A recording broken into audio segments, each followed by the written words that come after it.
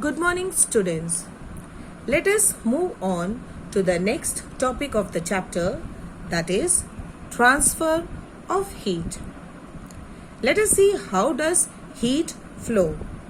For this, you can do a simple activity at home. What you have to do is you have to take a metallic rod and you have to fix it with a help of a stand.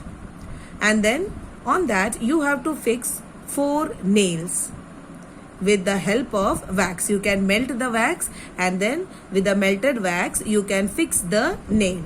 4 nails with the help of wax. After that, what you have to do, you have to bring a lighted candle and you have to place it as shown in the apparatus. Now, what will happen once you keep the candle here? Slowly, what will happen? The metallic rod will start getting heated up.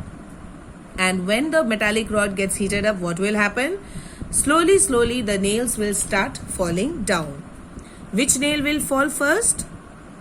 The nail which is on number 4 will come down first, then followed by the third one, then the second one, and then the first one. Isn't it? So what is it showing? It is showing that the heat is getting transferred from this end slowly to this end. Okay, so what is happening? This is called as conduction. Okay, so what is conduction? Conduction is when heat is transferred from the hotter end. As you can see, this end will become hotter first. Okay, so heat is getting transferred from the hotter end to the colder end. This region is cold.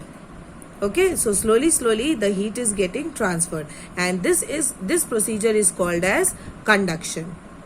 Okay, and conduction can be usually seen in solids. Most of the solids, metals, all of them show conduction.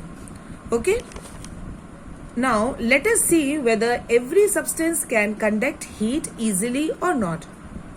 You all must have seen cooking utensils at home. When you keep it on the gas stove, what happens? It gets heated up. But what about the handle? Have you ever touched the handle? The handle never gets heated up. Why? Because the handles are made up of insulators. Okay?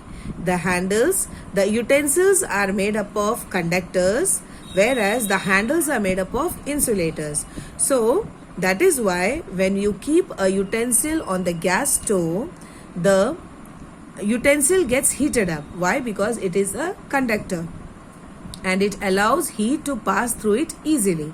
Whereas the handle of the utensil is made up of either plastic or it is made up of wood. So what happens? It does not allow heat to pass through it. So that is why we can very easily touch the handles of the utensils. So you can see that every material do not allow heat to pass through them. It is only the conductors which allow heat to pass through them, whereas the insulators, they do not allow heat to pass through them. Okay, now we will see how does heat transfer take place in water and air. For this, again you have to do one thing. What? You have to make tea at home this time. Okay, have you all made tea? I don't think so. Maybe a few of you must have made, but please try this at home. Okay, making tea at home. What you have to do, you have to take a utensil.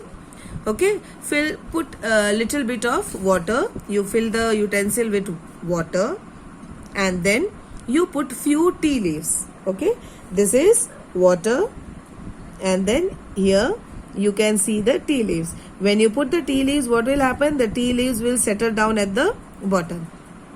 Then you switch on the gas stove. Now what will happen? You will see after some time the tea leaves will start moving upwards. It will come on top and then it will go down. Again it will come on top and then it will go down. So what is happening? Actually, when the water molecules are getting heated up here first at the bottom. Now what happens when it is getting heated up at the bottom? The water molecules at the bottom is getting heated up. When it gets heated up, it becomes lighter in weight. And when it becomes lighter in weight, it will move up. And the water which is on top, it is cold. And cold water is always dense. Okay? Dense means it is heavy. So what will happen? The cold water will sink down. So that is why you will be able to see that the tea leaves, it moves up and then goes down. Okay? What is the procedure? The procedure is that the water is getting heated up, the molecules are getting lighter in weight, they rise up, and then the cold water, it is taking its place. And this keeps on continuing like this. And slowly what happens? It goes up, down. Now hot water goes up, cold water comes down, and slowly the whole water gets hot and your tea is ready. Okay, so this is how heat gets transferred in the water, and this process is called as convection. Okay, so convection takes place in liquid, air and gases. Clear? Now conduction and convection, they both are almost the same. Okay, see, in conduction also, what did I tell you? In conduction also, heat is transferring from the hotter end to the colder end, but it is taking place in solids. Okay, here also in convection, what is happening? The heat is getting transferred from the hotter end. This portion is hot. It is getting transferred from the hotter end to the colder end. Okay, but the only difference is that convection takes place in liquids and conduction takes place in solids. I hope, children, it is clear to all of you. The next we will do in the next topic. Thank you.